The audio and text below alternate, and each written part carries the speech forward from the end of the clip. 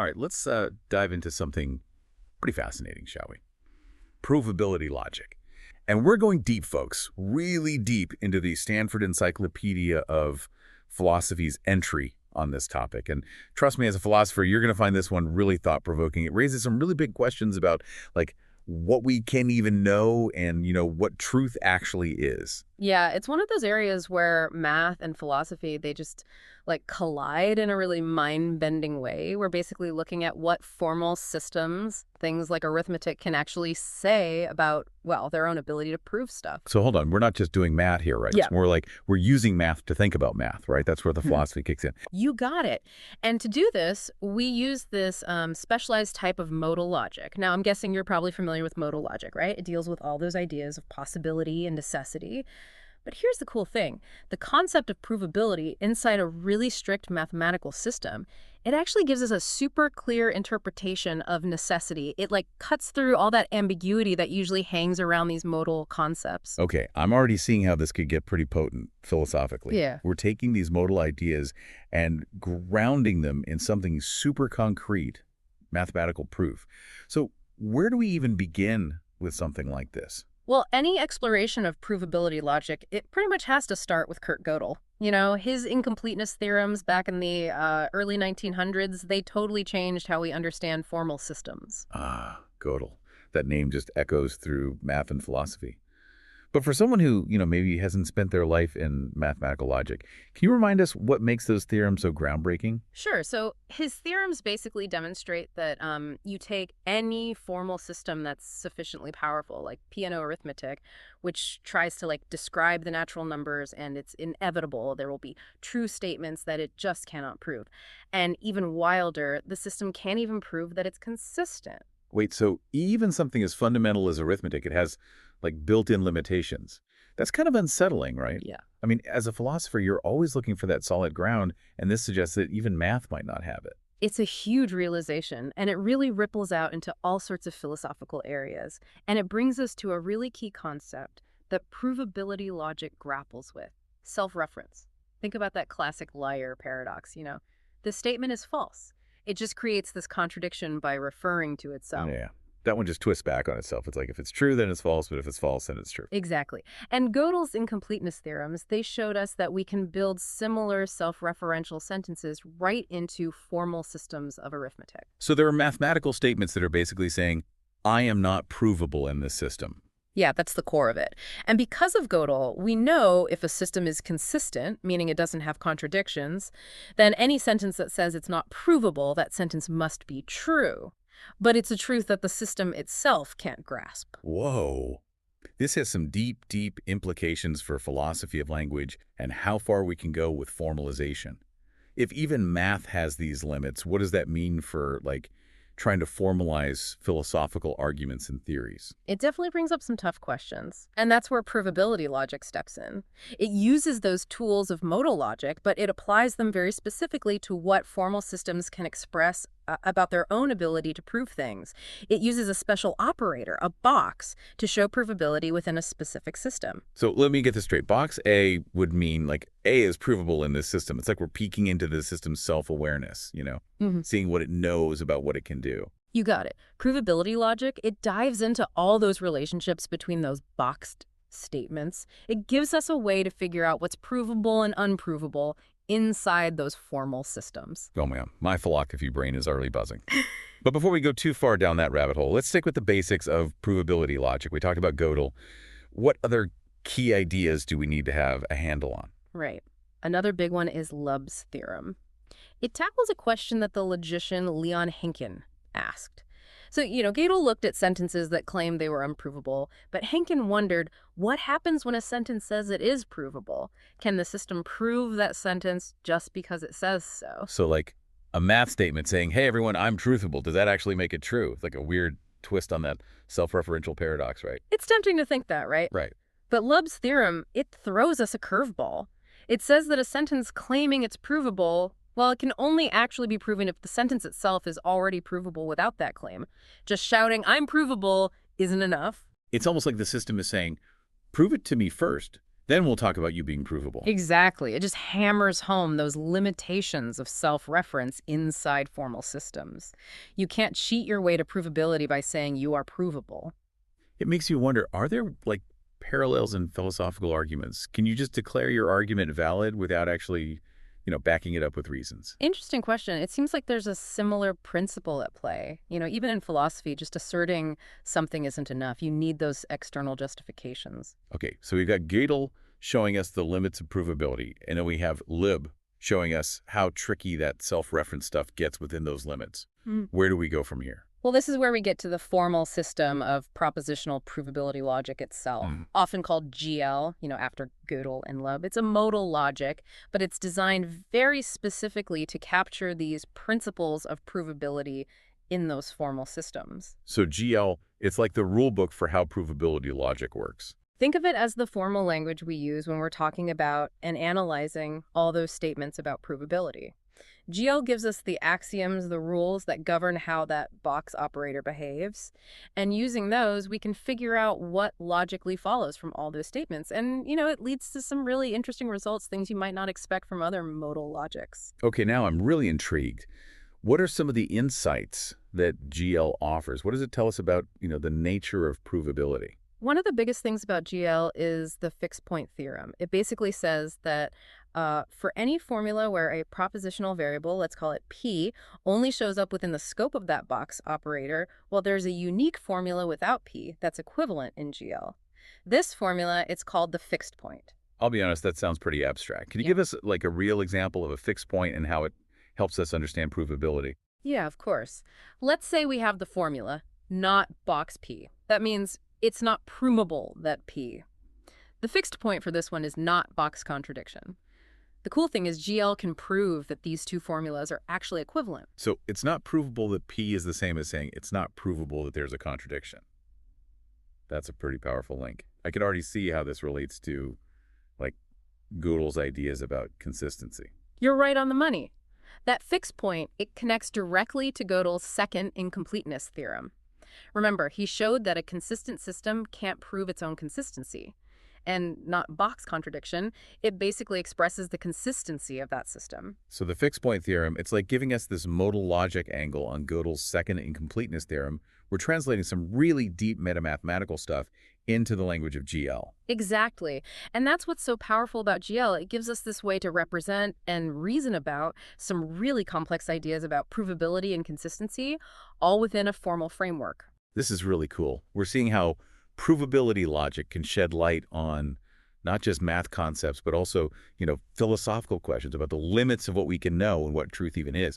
What else does GL offer as we keep exploring? It really is like we're building a bridge between that hardcore math stuff and those big philosophical questions. And GL, it's got even more to offer. But before we go too deep, maybe we should talk about how we even understand what truth means in GL. Just like other modal logics, we can use, possible worlds semantics to make sense of it. Possible worlds. That sounds kind of metaphysical for a system that's, all about mathematical proof. How does that even apply to provability logic? It's a natural connection, really. When we say possible worlds here, we're not talking about like alternate realities or anything like that. It's just a way to represent, different potential states of what's provable in a system.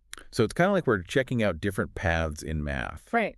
Seeing what's true if we make different assumptions. Exactly. Think of each possible world as a different set of theorems that we could, potentially prove. Now, all these possible worlds, they're organized in this thing called a model, and they're connected by something called an accessibility relation. It's this relation that captures the idea that from one world, you can see other worlds that, fit with its own provability. Hold on. So if world A can see world B, it means that whatever's provable in A is also possible in B. Is that right? You got it. And for GL, this accessibility relation, it's got to have some very specific properties to really reflect how provability works. It needs to be transitive, and it also needs to be conversely well-founded. Okay, transitive, I think I get that. If A sees B and B sees C, then A has to see C as well. It's like this chain of, logical seeing. But conversely well-founded, what's that about? So conversely well-founded, it means there can't be any of those never-ending chains of worlds going upwards, where each world sees one above it. It's important because it stops us from having circles in how we think about provability. Remember Love's theorem? Yeah. All those weird self-referential loops? Well, conversely, well-foundedness, it makes sure those loops can't happen in our models. So it's like a safety net, right, to make sure Yeah, provability stays grounded and doesn't get all tangled up in contradictions. exactly. And by sticking to these kinds of models, we make sure that GL stays sound. What that means is all the theorems we can prove in GL, they're actually true when we look at them through this possible worlds lens. That's good to know.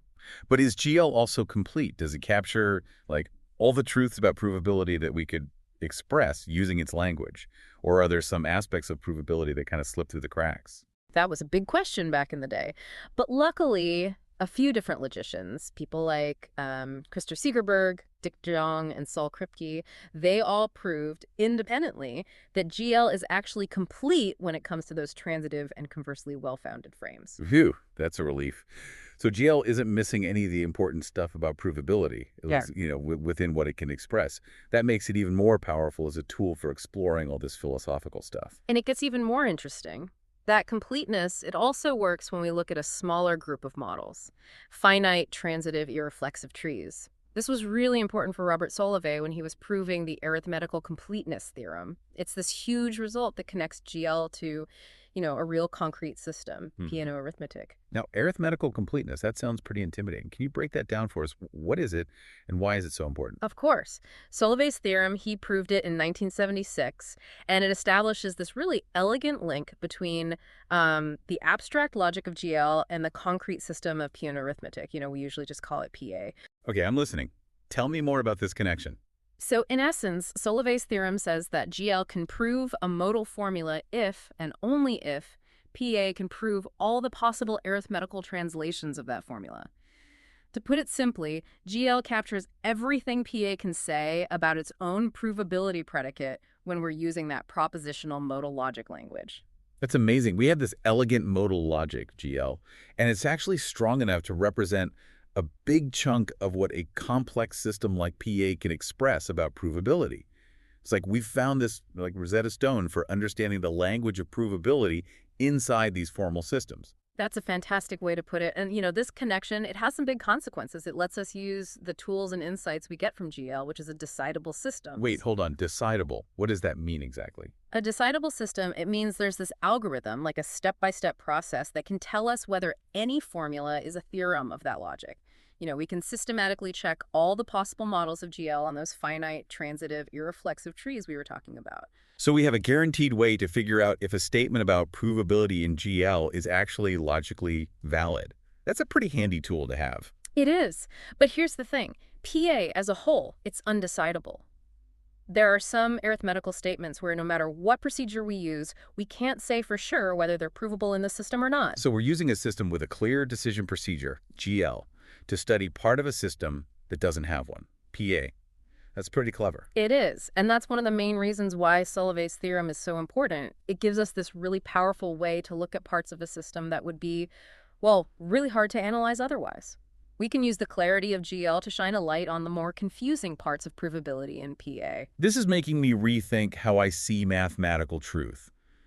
We often think of math as being all about certainty, but this suggests is maybe a bit more complicated than that. You're absolutely right. And while we've already learned so much in this deep dive, there's still a lot more to uncover. For instance, GL's been amazing at capturing PA's provability logic, but we have to ask, does it work for all systems of arithmetic?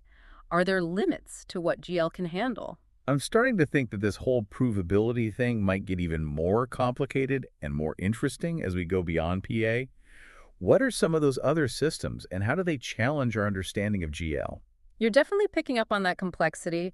The world of these formal systems, it's huge. And as we move away from PA, that familiar ground, we start finding systems that really push the limits of what GL can express. It's like we've had this great map, GL, to guide us through provability, but now we're going off-road, and the map might not be so reliable anymore, huh? That's a great analogy. One of the big questions people have been working on is, does Solovay's completeness theorem, that really nice connection between GL and PA, does it hold up for weaker systems of arithmetic? Systems that aren't as expressive or have fewer axioms than PA? So we're trying to figure out where GL stops being universal, right? Are there systems where it just doesn't work as a tool for understanding provability? That's the million-dollar question. To explore this, we need to talk about something called sub-sub-zero subformulas. They're this special kind of arithmetical formula where all those quantifiers, the for all and there exists parts, they're bounded. It means they're restricted to a specific range, usually defined by a term in the formula itself. So instead of talking about all numbers in general, we're being more specific, focusing on a smaller set. I can see how that would make the system less expressive, less powerful. Exactly. Now, there's this theory called I sub 0 sub plus exp, and it's weaker than PA when it comes to its induction principle. The I stands for induction, which is like a core method for proving things in arithmetic. I sub 0 sub only lets us use induction on those limited sub-zero sub formulas we talked about. And the exp part, that adds in an axiom that guarantees the existence of exponentiation. So it's like we've given this theory a less powerful engine, right? Mm-hmm. And we've also limited its tools to just certain kinds of statements. Yeah. But how does all of this connect back to GL and whether it still works? Well, it turns out that for theories that meet those two conditions, proving induction for sub-zero subformulas and having that exponentiation axiom, Solovey's completeness theorem still works. GL, with its little box operator, it perfectly captures what those systems can express about their own provability. That's really interesting. So We're- even when the theory isn't as strong, GL can still navigate its provability landscape. But I'm guessing there's got to be a point where we weaken the system so much that GL just breaks down, right? Right. You're thinking like a logician, all right? And there's a theory called I sub 0 sub plus A sub 1 sub that's a tiny bit weaker than I sub 0 sub plus exp. It only guarantees a weaker kind of exponentiation called super exponentiation. For this theory, GL is still arithmetically sound. That means if GL can prove a formula, then all the ways we can translate that formula into I sub 0 sub plus A sub 1 sub, those will also be provable. But the completeness part, whether everything provable in I sub 0 sub plus A sub 1 sub can be represented by GL, that's still an open quandary. So with this weaker system, we're right at the edge of what GL can do. We don't know for sure if it can fully grasp that system's provability. That's pretty wild. It feels like exploring these boundaries, figuring out where things break down. That could really teach us about provability and the limits of these formal systems. Absolutely. And here's where it gets even more interesting. The answer to this open question, it might actually depend on some unsolved problems in computational complexity theory. How strong these theories are logically, it's deeply connected to how complex the problems are that they can solve. I'm seeing now how these seemingly abstract logical ideas, they're tied to other areas of math and computer science. It's like we're weaving together different types of knowledge, and provability logic is one of the threads connecting them. Beautifully said. And while we're still trying to find that lower limit of GL, the fact that it can capture the provability of so many systems is pretty remarkable. It suggests that there are these fundamental principles of provability, principles that go beyond the specifics of any single formal system. It really speaks to how powerful modal logic is, its ability to express those deep truths about proof. But you mentioned earlier that this universality of GL, it also has a downside, right? Like, it can't tell the difference between certain types of theories. You're right. For instance, GL doesn't distinguish between theories that are finitely axiomatized, the ones you can define with a finite set of axioms, and the ones that need infinitely many axioms. It treats them the same, even though they have different characteristics. So if we want to really capture those subtle differences, we need to go beyond GL. How have researchers expanded provability logic to make it more expressive, more sensitive to those finer points? One way is to add new modalities to the language of provability logic.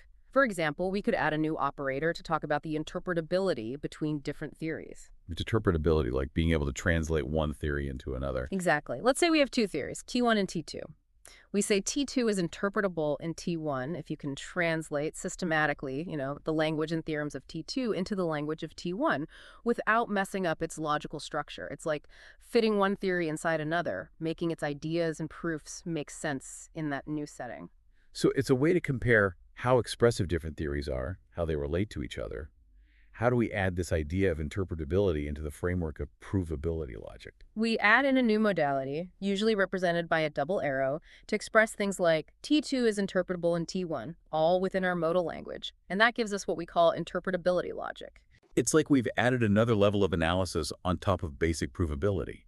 We're not just looking at what a theory can prove, but also how it connects to other theories in terms of interpretability. It's really cool to think about how these different levels work together. It is, and this has led to some really interesting findings. Researchers have shown that the interpretability logic of finitely axiomatized theories, it's different from the interpretability logic of PA, which needs infinitely many axioms. GL on its own can't make that distinction. So by expanding provability logic, we're getting a much more detailed picture of how these systems differ, how expressive they are, and how they relate to each other. Are there other ways to enhance provability logic to, like, capture these subtleties? Another really cool extension is adding propositional quantifiers to GL. In regular predicate logic, we have quantifiers like for all x and there exists y that talk about individual things. But propositional quantifiers, they talk about propositions themselves, statements that can be true or false. So we're not just talking about specific statements anymore. We can talk about all possible statements within a system. Exactly.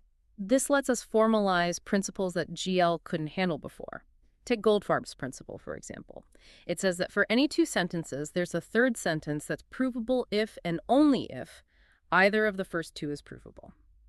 PA can prove this, but GL on its own can't even express it. It's like we're giving our logic toolkit an upgrade, right? So it can handle more complex relationships between provability and the statements in a system. But I'm guessing these extensions have their own issues. You're right. GL is decidable. We have that algorithm to check if formulas are valid. But when you add propositional quantifiers, it becomes undecidable. We lose that guaranteed method to determine if a formula in this expanded language is a theorem or not. So it's a trade-off, right? We get more expressive power, but we lose that neat decidability of GL. Makes you think about the balance between being able to express things and actually being able to compute clear answers in these logical systems. That's a deep point. And these extensions, they're really just the tip of the iceberg. Researchers have been looking at tons of other ways to expand provability logic, each with its own advantages and challenges. This whole discussion has been a wild ride. It feels like we've only just dipped our toes into provability logic. Can you give our listeners, especially the philosophy folks, a quick recap of the key takeaways? It really strikes me as how provability logic, even though it comes from that formal world of mathematical systems, it shows us these deep links between logic, math, and philosophy.